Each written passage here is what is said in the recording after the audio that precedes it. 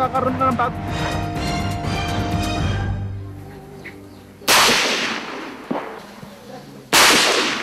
Ano nga ba ang buhay sundalo? Gaano kahirap ang mabuhay o mamatay ng para sa bayan?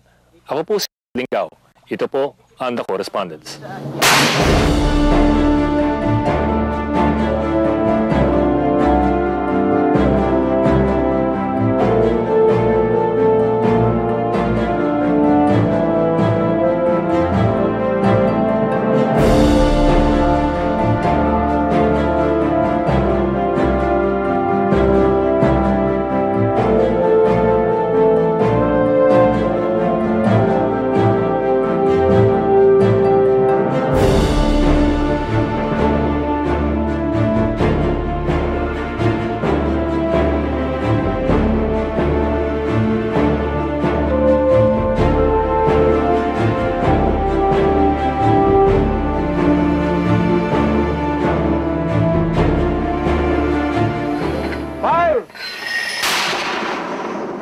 Isang hapon sa Patikul.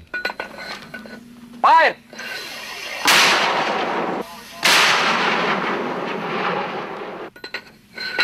Fire! Para sa mga tauhan ng 4th Marine Company, 4th Battalion, 3rd Marine Brigade, isa na namang pangkaraniwang araw ng paghahabol sa mga bandidong Abu Sayyaf sa lalawigan ng Sulu. Sobrang pangkaraniwan na hindi na nababalita ang mga ganitong pangyayari sa dyaryo o telebisyon. Pero gaya rin ng pangkaraniwan ng nangyayari sa bawat 7 bomba ng mortar, isa ang palso. Hindi pumutok dahil sa katandaan o dahil sa simpleng malfunction. Pero normal yan sir? Dahil luma na yung bala, gano'n? Parang ganun siguro yan, sir.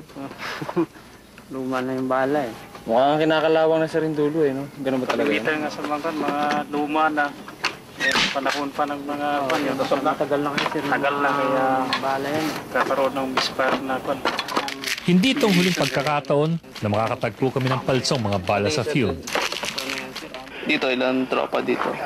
Ito'y simpleng kwento ng mga pangkaraniwang sundalo sa isang maliit na marine unit sa Patikul, Sulu sa kanilang paghahabol sa Abu Sayyaf. Mga kwento ng pagsubok at mga suliranin. Mga kwento ng mga hinanakit at mga tagumpay.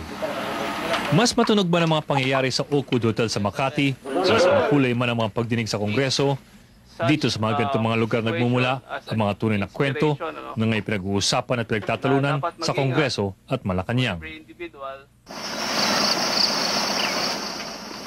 Hapon na nang bumalik ang tropa mula sa bundok. Nakatatlong araw ang 4th Marine Company sa mga bundok ng Patikul. Sinusunod ang kagubatan para sa mailap na Abu Sayyaf. Basang-basa ang tropa at balot na balot sa putik at pawis. Ang pinaputok ng mga mortar ay bilang fire support sa kanilang mga maniobra. Hindi man nakita ngayon ang kalaban, alam ng lahat na nasa paligid lamang sila. Nung nakaraang Miyerkules lamang, nakubkob ng unit na ito ang isa na namang kampo ng Abu Sayyaf, 4 na kilometro lamang mula sa highway. Malaki ang kampo, may 22 log bunkers. Bigla ng pag-alis ng mga bandido, naiwan ang sampayan at sinaing. Naiwan din ang sari-sari mga bomba na itinanim ng mga bandido sa paligid ng kampo. Ano pala ito, sir? Nakabalot lang na, sir. TNT. TNT, sir. Ang iba ay improvised explosives lamang. Pero ang iba ay kasangkapan ng militar, gaya ng bala ng howitzer na binubitrap ng Abu Sayyaf. Itong battery niya, ilalim ng plastic. At mayroon ding bala ng mortar. 105 ba rin, ha? 105. Hindi natin na-recover to. Ito yung blast in place na lang ito. Kasi may wiring sa ilalim, may ano sa loob. Hindi na pwede shot kunin yan. Wala tayo ng gamit dito eh. So, ito, blast in place na lang ito. Dami yan eh. Kala namin sabog na yan eh. Mahigit 20 mga bomba ang nakuha ng mga marine sa kampong ito ng Abu Sayyaf sa Abertanum sa Patikul. Ayon sa mga opisyal, napag-alaman nila na may mga foreign demolition experts na nagturo sa mga bandido kung paano gumawa ng mga bomba nitong taon lamang. Malaki rin ang hinala nila na mga ito ay mga miyembro ng Jemaah Islamiyah, ang Indonesian terrorist network dahil ang salita daw ng mga banyaga ay bahasa Indonesia. May mga reports kami nga na nagkakandak sila ng explosive training mga Abu Sayyaf group. And siguro nako-confirm na to ng mga natatagpuan namin mga explosives na tinatanim nila. Yung previous operations, actually, yung recovery kay Peter Lerich, according doon sa revelations niya, nag-conduct ng training ng yung foreigners regarding sa explosives. And then, mga sabi niya nga na isa sa mga nagsalita na nga noon, na parang marunong siya, naintindihan niya yung salita, nagtaka siya kung bakit yung mga Japanese. Mahusay ang paggawa ng mga bandido sa kanilang mga booby traps. Pati trigger mechanism ay improvised lamang, gawa sa lata at papel. Sasabog lamang pag maapakan ng mga sundalo. Di ba yan, nakalatag yan. Dalawang yan, lata yan eh.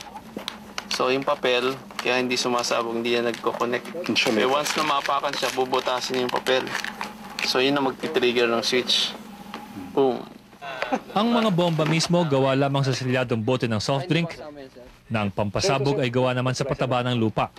Itong mga ito, fertilizers, ammonium nitrate. Pero ito, mga TNT, di ba? TNT yung content nitong mga ito. Pero ang nakapagtataka ay kung paano nakakuha ang mga rebelde ng 105mm howitzer shell ng armed forces lamang ang umaangkat. Ang unang suspetsa ng mga opisyal ay dad ang bala ng howitzer. Baka daw ibinala na sa kanyon pero hindi lang pumutok, kaya't nakuha ng mga Abu Sayyaf. Pero nang suriin ng mga demolition experts, napag-alaman na hindi pa ito nagagamit sa kanyon. Hindi yan dad, sir. Hindi ba yung dad? Sir, sir, hindi pa nabas sa tubo yan, sir. So hindi pa nagamit pala Hindi pa nagamit yan, sir. Paano naman na di pa nakuha kayo? Walang scratch? Hindi na-dispose? Hindi, sir. Baka siguro, sir, nabili nila yan, sir. Nabili? Baka. Saan galing yan? Galing sa kanila. May lot ng barata, di ba? Wala, sir. Burado na, sir. Alam mo nalalaman siya na hindi pa dumadaan sa tubo? Walang alam. Dapat Hindi, wala man wala na yan. Pit na ito, tapos may scratches siguro. dadaan sana sa group ng 105. Hindi na matrace kung kanino naka-issue ang bala ng kanyon dahil burado na raw ang lot number. At dahil hindi pa ito nagagamit ng military, malaking palaisipan kung paano napunta ang bala ng kanyon sa kamay ng mga rebelde. Ganon din sa kaso ng ilan sa mga bomba na puno ng TNT o trinitrotoluene, isang explosive na gamit lamang ng militar. Yung TNT sir, saan na nakuha? Maraming source. Yung saan galing yan? Yung TNT sir. Kasi hindi natin alam kung sa atin din galing kasi military ordnance lang yung TNT na yun. Sa atin lang yun talaga. Pero yung Mga dad na mortar. na napupulot, makukuha rin sa powder na. Blasting cup. Blasting cup talaga to. Napailing na lang ang mga sundalo sa mga natuklasan. Blasting cup.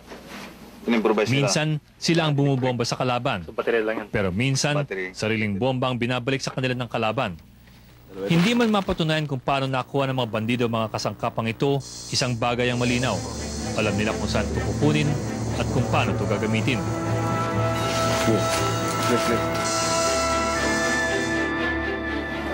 Ang pinakamalaking booby trap na tagpuan sa pinakamahalagang lugar, ang Radio Shack, kung saan nakaposte ang communications equipment.